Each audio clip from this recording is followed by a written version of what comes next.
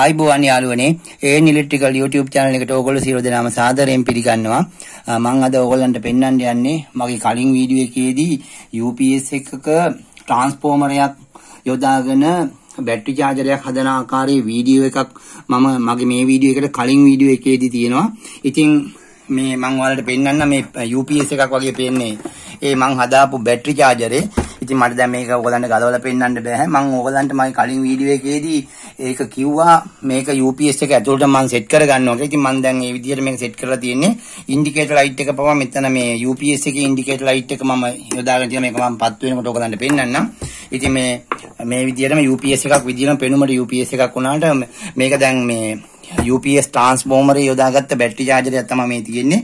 ඉතින් මේ charge කරන්න ගත්ත මේ වයර් අරමයා තමයි මේ ඒ විදිහට මම ඔක්කොම සකසලා තියෙන්නේ මේ power supply එක ඉන් කරන එක.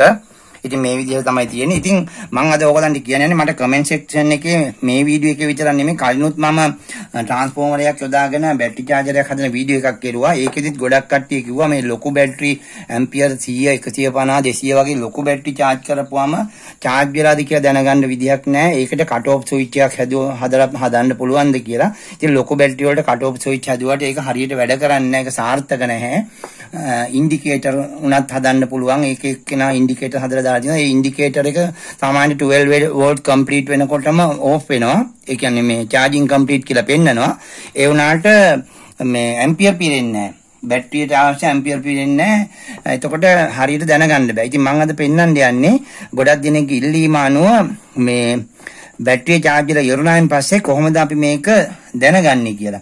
ඉතින් ඒක දැනගන්න ලොකු බැටරි charge කරනකොට ඉතින් අපි ඒකට බැටරියට සහයෝගයට මෙන්න විදිහට අපි මේ මෝටර් සයිකල් හරි ලොකු වාහන බැටරියක් යොදා ගන්නවා. ඉතින් මම නම් මේක ඇවිල්ලා මේ වොට් 35 බල්බ් එකක් වොට් 35 හෙඩ්ලයිට් බල්බ් එකක් ඕගොල්ලන්ට පුළුවන් නම් වොට් 100 වගේ ලොකු එකක් ගන්න. මේක සාමාන්‍යයෙන් මම කරලා තියෙන්නේ ඕගොල්ලන්ට පේනවා ඇති මම පෙන්නන්නම්.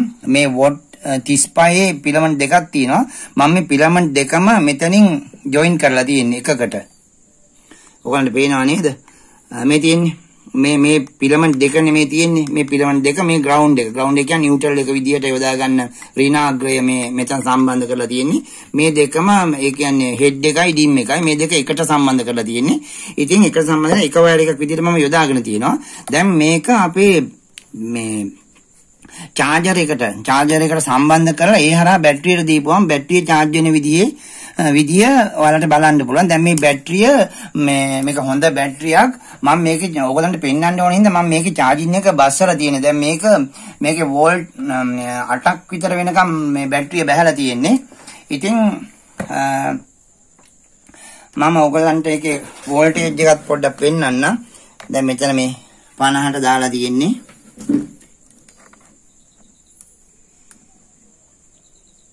මේ විදිහට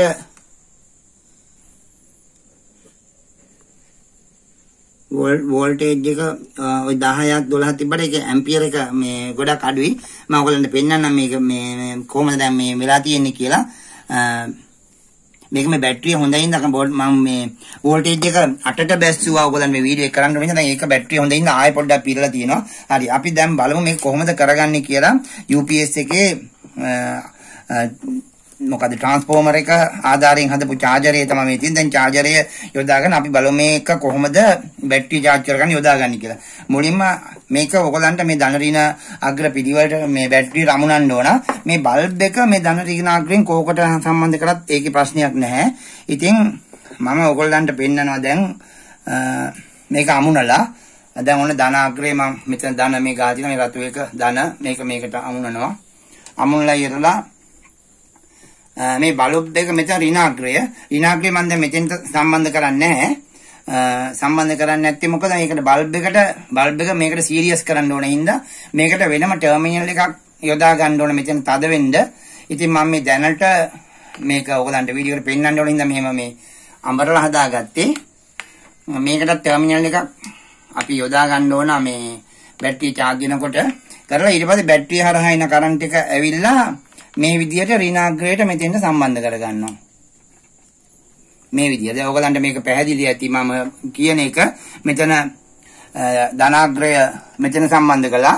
ඍණාග්‍රය කෙලින්ම සම්බන්ධ කරන්නේ නැතුව ඍණාග්‍රය මේ බැටරිය හරහා බල්බ් එක හරහා ඇවිල්ලා බල්බ් එකේ පිලමන්ට් දෙකම එකට සම්බන්ධ කරලා ඒ සහ ඇවිල්ලා තමයි තියෙන්නේ. ඕගොල්ලන්ට වොට් 100 පිලමන්ට් එකක් තියෙන හැලජන් බල්බ් එකක් යොදා ගන්න පුළුවන්. හොඳයි. හැලජන් බල්බ් එකක් හම්බුනොත් ඕගොල්ලෝ මේ පිලමන්ට් දෙකම යොදා ගන්න එපා. එක පිලමන්ට් එකක් යොදා ගන්න. මොකද එතකොට මේ වොට් එක ගොඩක් වැඩි වුණාම ඒක මෙතෙන්ට ඒතර බැටරියට ඉක්මනට charge වෙන්න වගේ බලන්න. ඒකට ඒක ප්‍රශ්නයක් හින්දා බැටරිය සාමාන්‍යයෙන් හිමින් charge වෙන එක තමයි හොඳ. හරි අපි බලමු දැන් කොහොමද වැඩ කරන්නේ කියලා. ස්විච් එක දාලා බලමු. මේ වගේ බැටරිය බහලා තියෙදි ලොකු එළියක් එනවා. ඔයගලන්ට පේනවා ඇති. මේ එළිය ගොඩක් වැඩිලා තියෙන බැටරිය charge එක නැති ඉඳන් දැන් මේ බැටරිය charge වෙනවා. ඉතින් charge වෙන්නේ මේකේ බල්බ් එක හරහා තමයි බැටරිය ඇතුලේ කරන්ට් එක අඩු ප්‍රමාණයක් තියෙන තමයි බැටරිය මේ ලයිට් එක එළිය දැල් වෙන්නේ. ඉතින් මේක පැය එකමාරක් දෙකක් විතර යනවා මේ බැටරිය charge වෙන්නේ. මේකට ඇම්පියර් 35ක ලොකු බැටරියක් ඉඳලා. එතකොට මේක ටික එළිය බැටරිය කරන්ට් එක පිරෙන්න මේ එළිය අඩු වෙනවා. ඕගලන්ට දැනට පේනවා දැනටම ටික අඩු වෙනවා. දැන්ටම ටික අඩු වෙනවා. ඔයගලන්ට පේනවා ඇති මේක ඔහොම ගින් පැය එකමාරක් මට හරියට කියන්න බෑ. මම ඔයගලන්ට පෙන්නන්නම් ඊළඟට charging එක complete වුණාම කොච්චර වෙලාවක් ගිහින්ද කියලා මම මෙහෙම දැන් charge එකට දාලා ඔයගලන්ට කියන්නම් charge එක ඉවරනාම දැන් මෙච්චර වෙලා ගියා මෙන්න දැන් දැල්ල තියෙන්නේ මේ විදියයි කියලා ඔයගලන්ට පෙන්නන්නම්. ඔයගලන්ට ඊටාම මම හදපු UPS එක යොදාගෙන හදපු transformer එකේ මම ඇක්චුලි cooling fan එකකුත් දාලා තියෙනවා. ඒක වැඩ කරන සාධ්‍ය ඔයගලන්ට ඇහෙනවා ඇති. ඉතින් මේක හොඳට කූල් වෙනවා. මේ එළියට මේ රස්නේ පිට වෙනවා යන්තම් දැනෙනවා. තාම රත් වෙලා නැති හින්දා ගොඩක් කරයදී රස්නේ එනවා දැනෙනවා. ඉතින් දැන් බලන්න ඔයගලන් බල්බ් එක ටික අඩු වෙගෙන එනවා පේනවා. හොඳයි දැන් මේක සම්පූර්ණයෙන් charge වුණාන් පස්සේ මම ඔයගලන්ට පෙන්නන්නම් මේක හොඳටම දැල්ල නිමිලා කුඩා වෙනවා. ඊට පස්සේ අපි තව මේක charge වෙලා ඉවරනාන් පස්සේ බලමු කොහොමද මේක වෙන්නේ කියලා. 2000 years later. හොඳයි යාළුවනේ ඔන්න දැන් පැය එකමාරකට පස්සේ බැටරියේ charging තත්ත්වය අපි පරීක්ෂා කරලා බලමු. මෙන්න මේ විදිහට තමයි දැන් තියෙන්නේ.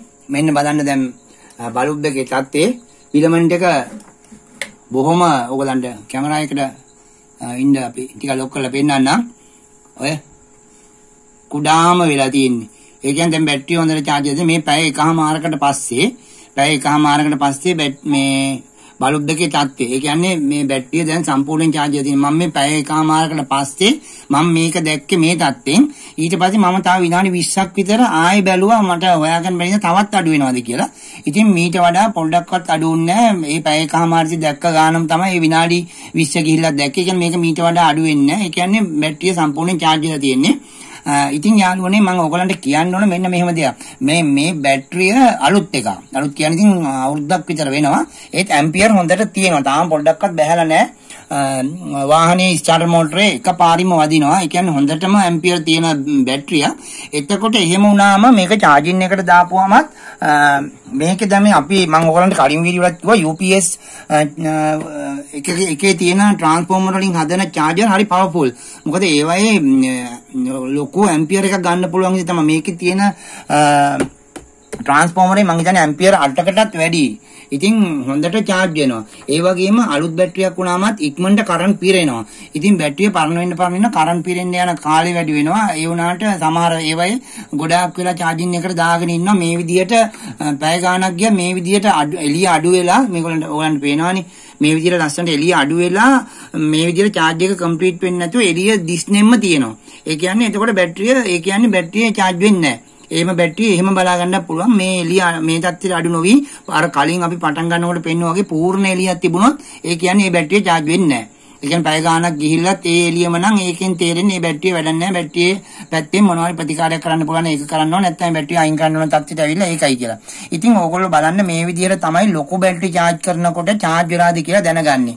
ඉතින් මම ඔයගලන්ට මේ වීඩියෝ එක ගෙනාවේ ගොඩක් වෙලාවට මගේ මේ කමෙන්ට් දාලා තිබුණා මේ කටව් ස්විච් එකක් හදන්න කොහොමද මේ charge වුණාම දැනගන්නේ කොහොමද ඉන්ඩිකේටර් වලින් පුළුවන්ද කියලා. ඉතින් ඒවා මේ පොඩි බැටරි charge කරන ඒවාට charging cut off switch ඒ වගේ ඒවා තියෙනවා. ඔය රිලේ යොදාගෙන ඉලෙක්ට්‍රොනික්ස් පරිපථ වලින් ඒ වගේම මේ ඉන්ඩිකේටර් යොදාගෙන කරන්න පුළුවන් පොඩි බැටරි වලට මේ වගේ ලොකු ඇම්පියර් 35න් උඩ බැටරි මේ UPS එකේ ට්‍රාන්ස්ෆෝමර් යොදාගෙන හදපු chargerෙන් ඇම්පියර් 150 200 වගේ ලොකු බැටරියක් උනා charge කරන්න පුළුවන්. හැබැයි මේ විදිහට charge කරන මේක මම මේ වොට් 35 බැටරියක් ඉන්න තමයි මේ දෙක එකට කපල් කරලා ගත්තේ. ඉතින් ඔයගොල්ලන්ට වොට් 100 වගේ ලොකු හැලජන් බල්බයක් ගන්න පුළුවන් නම් මේවා කරන්නේ ඉතින් මේකට දානකොට ටිකක් හොඳ මහත වයර් දාන්න කියලා මගලන්ට කියනවා. මොකද මේක බල්බ් එක හරහා ගියා වුණාට මේ වයර් ටිකක් ගොඩක් මහත නෙමෙයි. සාමාන්‍ය මීට වැඩිය හොඳ වොට් C බල්බ් එකක් දාලා තව පොඩ්ඩක් මහත වයර් එකක් දාගන්න කියලා ඉල්ලා සිටිනවා. ඉතින් මේ විදිහට තමයි ලොකු බැටරි වල charge වෙලාද කියලා අපි දැනගන්න. දැන් මේක සම්පූර්ණයෙන් කම්ප්ලීට් charge වෙලා තියෙන්නේ.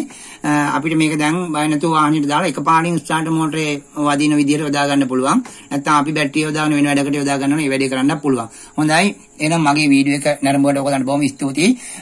මගෙන් බැටරි charge වෙලාද කියලා දැනගන්න අහපු අයට මේක ගොඩක් ප්‍රයෝජනවත් වෙයි කියලා හිතනවා. ඒ වගේම මගේ channel එකට අලුතෙන් එන අයටත් ඉදිරියේදී මේ වගේ හේතු සාධක හොයන අයටත් මේ වීඩියෝ එක ප්‍රයෝජනවත් වෙයි කියලා හිතෙනවා. හොඳයි. එහෙනම් වීඩියෝ එක නරඹුවට බොහොම ස්තුතියි. ඊළඟ වීඩියෝ එකේදී හමු වෙමු. මම අමල් සේනාරත්න ඔබට සියලු දවසක්